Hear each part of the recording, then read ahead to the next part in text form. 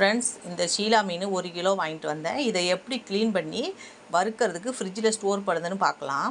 இப்போ இந்த முதுகு பக்கம் வந்து 2 இடத்துல சிறகு இருக்கும், அதை வெட்டிட்டு, வயிற்று பக்கம் ஒரு இடத்துல வெட்டிட்டு, இந்த மாதிரி வாழை வெட்டிட்டு எல்லா மீனையும் இதே போல் வெட்டி எடுத்துக்கிறலாம்.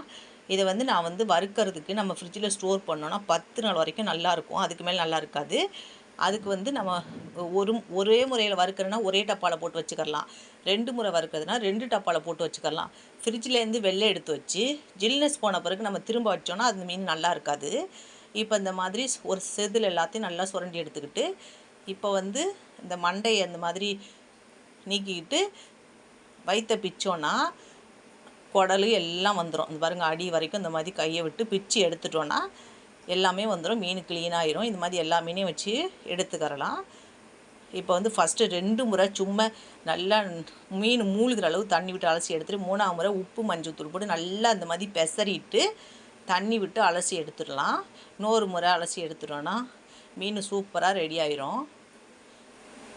இப்போ வந்து நல்லா தண்ணியெல்லாம் வடிச்சுக்கிறலாம். இப்படி செஞ்சால் இதை குழம்பும் வச்சுக்கலாம், வறுக்கவும் செய்யலாம்.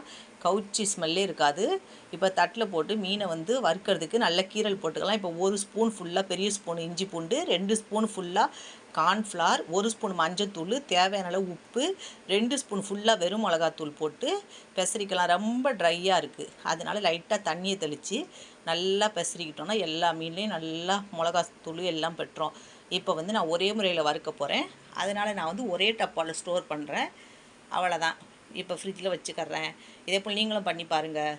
பாய்.